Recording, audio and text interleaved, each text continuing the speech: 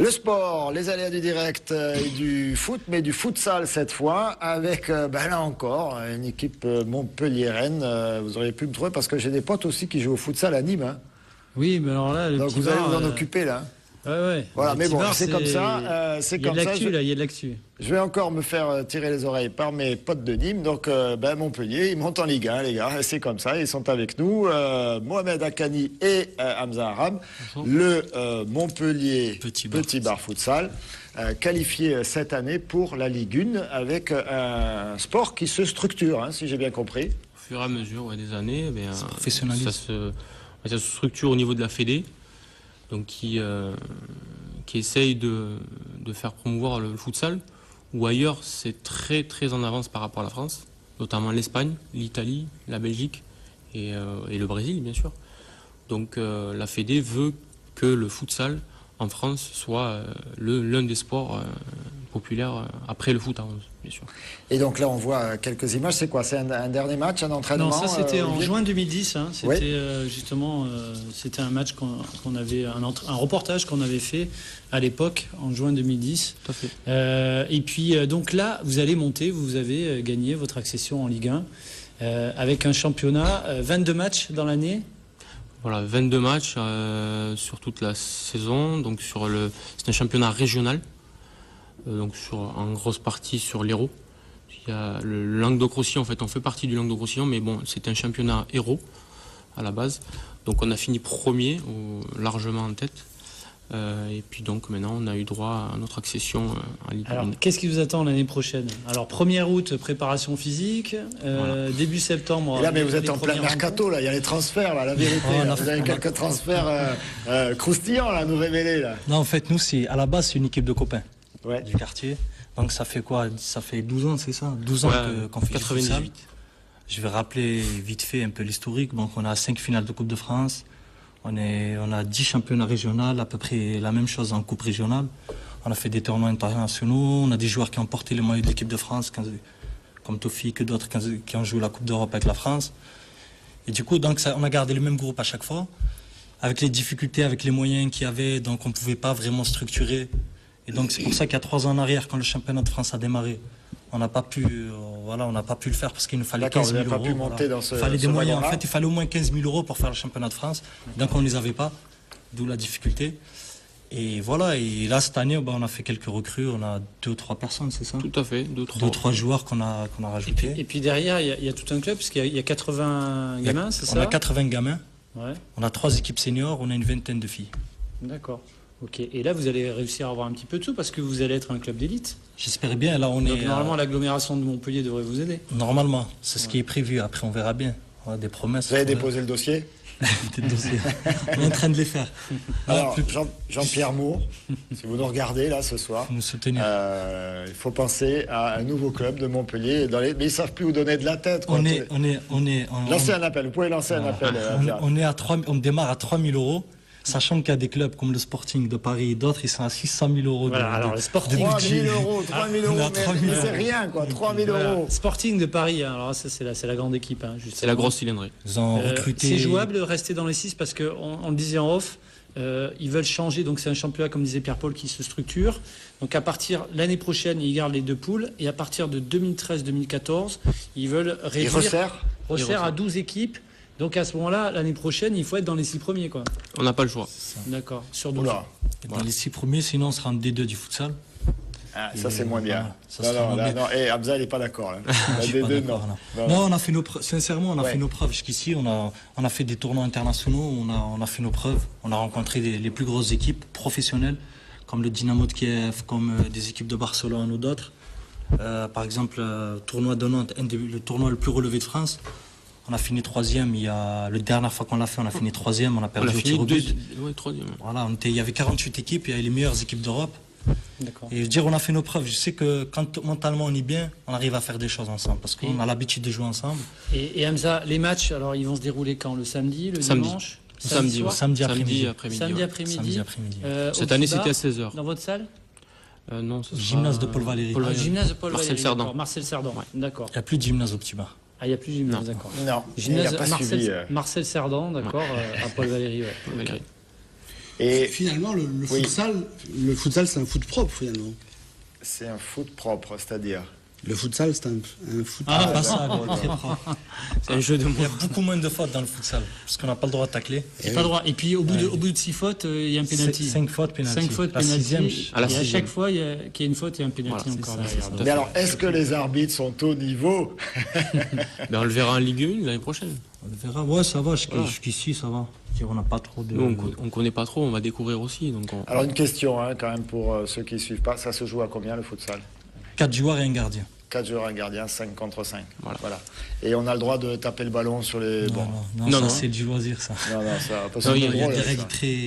Ah, attendez, Et 11 joueurs sur la feuille de match et autant de changements qu'on veut. tout à fait. Et demi-temps de 20 minutes. Début de la saison, 2 fois 20 minutes. ouais. 2 fois 20 minutes. 29 septembre. 29 septembre, début de la saison. Vous Non, connaissez... non, non, non, Pardon.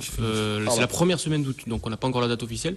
Mais Oula. c'est première Enfin, première prévenez- semaine de septembre. prévenez Hamza, parce que Je lui, vais y arriver. il avait posé un congé jusqu'à fin septembre. Non, alors. non, je vais y arriver. Première semaine de septembre.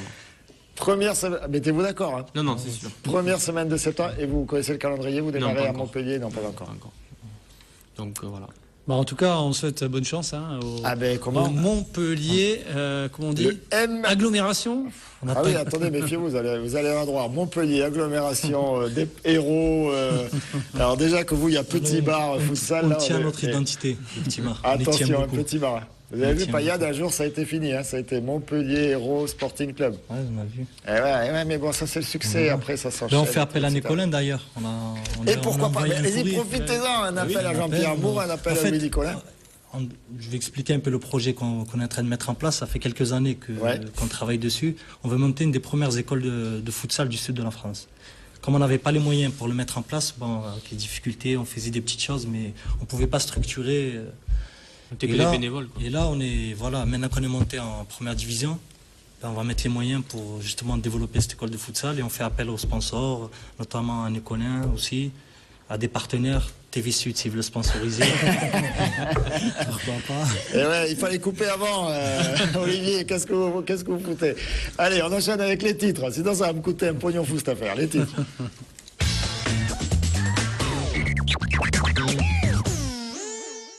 Marlène, ne vous laissez pas perturber par Hamza Arable, parce que là, ça part en sucette. Là. Concentrons-nous, la politique.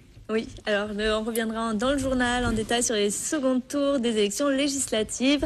En Languedoc-Roussillon, le Parti socialiste obtient 18 sièges à l'Assemblée nationale sur 23. La gauche qui fait carton plein dans l'Hérault, avec 8 circonscriptions sur 9. La dernière étant remportée par le candidat de l'Alliance PS Europe Écologie Les Verts, Jean-Louis Roumégas. Excite donc les députés UMP sortants, Robert Lecou, Gilles Détor, Jean-Pierre Grand et Élie Abou. Le député du Biterrois qui a jusqu'au 28 juin pour déposer un recours. Oui, puisque le score est très serré. Le très serré, une dizaine de voix Dizaine de seulement voix d'écart sépare seulement. Élie Abou, voilà, de sa concurrente, Madame Roquet. Et puis, dans le Gard également, Oui. forte poussée de la gauche. Oui, l'UMP défaite dans le Gard où elle perd 5 sièges. Le PS l'emporte dans 5 circonscriptions sur 6, notamment à l'Est, sur la 4e, où le socialiste Fabrice Verdier bat le député sortant et maire Max Roustan. L'avocat Gilbert Collard, lui, siégera à l'Assemblée nationale pour le FN. Il s'est imposé dans la triangulaire face à la candidate socialiste Cathy Guillaume et le député UMP sortant Étienne Mouru, qui a essuyé une lourde défaite avec 15,63% des voix seulement. Puis le bac de philo. Eh bien oui, on ne va Bac pas de parler philo. que de politique. Non, c'était la toute première épreuve du bac ce matin, l'épreuve de philo sur laquelle ont planché les candidats. Alors au choix parmi les sujets, que gagne-t-on en travaillant? Toute croyance est-elle contraire à la raison ou encore serions-nous plus libres sans l'État? Voilà autant de sujets sur lesquels ont donc dû plancher les quelques 26 839 lycéens qui passent le bac cette année dans l'Académie de Montpellier. Pour Comment terminer, vous avez dit, peut-on... que gagne-t-on en travaillant? Est-on plus libre sans l'État? peut-on Serions-nous être plus libres sans l'État? Serions-nous plus libres sans l'État? Voilà, on va réfléchir à Toujours les ça. sujets un peu d'actualité. Hein. Mais Ouais. la semaine prochaine, si vous voulez, je vous fais un petit exposé sur le travail Non, mais c'est pas et juste la si vous avez rémunération. une semaine Ah non, alors pas qu'ils une ont semaine, eu il y a 4 heures. 4 heures normalement, pas plus, monsieur. Il est trop fort, il est trop malin. Et c'est ça la sagesse, c'est ça la sagesse. Hop, réussir à retomber sur ses pattes. On a trouvé mes petites images. Je sais, on a une image de la mêlée? Oui. Voilà, 1100 volontaires, Oh là là, 1100 regardez ça, bénévoles qui extraordinaire. ont poussé tous ensemble pour la plus grosse. Mais là, vous voyez, le ballon, il rentre là, dans la mêlée. Il est Après, pas on ne le prêt voit de pas sortir. ressortir, pardon. Il est ressorti le ballon? Non, c'est pas possible. On l'a pas vu ressortir. Moi, je l'ai pas vu ressortir sur les images. Donc, c'était Ouais, ils sont coincés encore, là, non? au stade de Saint-Mathieu de Tréviers, à l'école de rugby du Pic Saint-Loup, la tentative de battre le record de la plus grosse mêlée. Donc, 1100 joueurs sur le terrain. Encore battu? Alors, record normalement battu, détenu actuellement par l'Irlande, mais reste maintenant à l'homologuer. Hein, donc, Ils n'ont pas poussé bien fort. Hein. non, mais c'est plus pour D'accord, l'image, je pense. pour le fun, alors. Un mot de météo. Oui, il fait beau demain sur toute la région, tout au long de la journée. Le temps sera plutôt agréable, malgré quelques passages nuageux sur Montpellier et Clermont-Lérault notamment. Les températures seront comprises entre 19 et 22 degrés le matin. L'après-midi, il fera 24 degrés à 7, 26 à Arles et 27 à Montpellier et Nîmes, donc ça reste très doux. Merci Marlène. À tout à l'heure. Le journal dans son ensemble à 19h30 tout à l'heure. On sera là, on sera présent. On enchaîne avec du sport et deux nouveaux invités qui nous ont rejoints sur ce plateau. Jérémy Miaille. Et alors lequel est Jérémy Miaille? C'est vous. Et puis Julien Morel, c'est vous, alors forcément. Voilà, vous n'êtes pas joueur de water-polo, ça c'est sûr, donc de rugby, ça se voit. Merci d'être avec nous pour parler de beach rugby. Et oui, parce qu'on va parler, Pierre-Paul, justement des intervallies, avec 3 tournois. Vous y étiez dans la grande mêlée là, non? Non. Non, vous avez du boulot, vous avez beach. 3 Faut pas être tournois partout. dans la région, donc voilà, il y a eu Palavas il y a 15 jours. Ce week-end, alors là c'est encore une autre histoire parce que c'est la grande motte avec des équipes professionnelles qui vont arriver, notamment il y a une équipe qui s'est montée avec des joueurs d'Aix-en-Provence, des joueurs de Dax, c'est ça? Auch, Aix-en-Provence, Montpellier. Auch, Aix-en-Provence, Montpellier. Jérémy, vous êtes le capitaine de Little Marcel, C'est ça. donc l'équipe qui a gagné le premier tournoi de Palavas. Ah, parce La que finale. les équipes portent des noms de marque alors. En fait, nous, on est sponsorisé par l'équipe Little Marcel, qui D'accord, est ça c'est sponsor fait, de 2 l'événement. fois. Voilà. Merci, coucou le CSA. Voilà. Et ils nous financent en fait tout. Et Julien Morel aussi, la même équipe ou... Ah non, pas exactement. Nous, Non, alors allez-y, balancez l'autre marque. Là, non, c'est pas une marque. Nous, par contre, on est une association de rugby à 7. On en profite D'accord. sur les plages pour venir jouer au beach rugby. C'est Esprit Sud 7, nous, par contre. D'accord, Esprit Sud 7, qui n'est pas une marque, vous me C'est garantissez. pas une marque, non, on est une Rien à voir avec association. une marque de prêt-à-porter. Non, non plus. Non, D'accord. c'est une association. Super, pardon, Alors, je vous ai interrompu. Alors je disais, Jérémy, vous avez gagné, et là ça va être plus dur, ce tournoi à la grande motte, à la mode du couchant, Oui, samedi après-midi. Ouais, on a gagné donc la première étape sur Palavas, mais là on va s'attaquer à des gros morceaux sur la grande motte, parce que comme vous l'avez dit, il y a des équipes qui sont montées avec des joueurs pros. Puis on a aussi l'équipe des Minots qui vient d'Aix-en-Provence, donc qui sont champions de France en titre, constituée aussi de joueurs pros qui jouent au Stade Toulousain à Aix. Donc il va vraiment y avoir du beau monde et un très très gros niveau sur ce tournoi. Alors Julien, vous avez échoué en quart de finale, je crois, à Palavas. Qu'est-ce qui vous plaît dans le beach rugby, vous qui êtes ancien rugbyman? Ce qui est plaisant déjà, c'est l'aspect festif et beaucoup moins de pression qu'en cours de saison avec les obligations de résultats en général dans chaque club. Là, c'est vraiment, on est sur la plage, il y a de la musique, on fait un peu la fête entre les matchs. Il y a pas de contact, c'est juste c'est du toucher, donc chaque fois qu'on est touché on s'arrête, on repart. Et il y a beaucoup de mouvements, c'est assez spectaculaire en général, on doit essayer de faire des passes acrobatiques pour trouver des espaces. Des longues passes, beaucoup de feintes. Beaucoup de feintes, bon, pas de contact bien sûr, et en même temps ça entretient une grosse condition physique, donc pour l'intersaison, pour préparer la saison suivante, le sable c'est quand même plutôt difficile pour courir, surtout quand on est un peu lourd. Et donc c'est vrai que c'est en tout point intéressant, quoi. Ça permet Alors, un peu de se sentir en vacances. Ouais, on a des images, je ne sais pas si on les a passées. Le profil des joueurs en général, on disait. On a donc juste vu l'affiche. Les joueurs, ce sont essentiellement des arrières qui jouent effectivement. Oui, puisque là, les qualités, c'est vraiment des joueurs plutôt légers, plutôt rapides, qui sont favorisés sur le sable. Donc on retrouve beaucoup d'ailiers, d'arrières, demi-mêlée, demi-ouverture, donc vraiment des joueurs qui jouent derrière. Donc à 5 contre 5. C'est ça. Voilà, donc des parties une durée de combien de temps? Donc les matchs durent 2 fois 5 minutes, avec une pause qui dure entre 30 secondes et 1 minute, donc assez rapide. D'accord. Donc, juste le temps de tourner, de changer de terrain et ça repart. Les appuis sur le sable, c'est différent, j'imagine? C'est très difficile, c'est très spécial. Hein. Les premières fois, on pense qu'on va accélérer, puis on tombe. Enfin, c'est très surprenant. Et c'est vrai que c'est. En plus, Puis c'est pas 5 la même minutes, on physiologie croit que de jeu. c'est pas long, mais en fait, ça dure une éternité. Oui, à midi, quand il fait 30 degrés, c'est interminable. Ouais. Alors, il y a un dernier tournoi qui aura lieu aussi au Gros du Roi, le 18 août. C'est ça. Donc, L'objectif, c'est de faire le grand chelem pour vous, personnellement? oui, bien sûr. Forcément, on va sur les tournois, on a toujours l'ambition de gagner. Après, c'est vrai que là, comme je vous ai dit tout à l'heure, il va y avoir du très gros niveau, donc ça risque d'être beaucoup plus compliqué pour nous. Mais l'objectif est toujours la victoire. Alors, on va écouter peut-être justement Oui. des participants du premier tournoi de Palavas.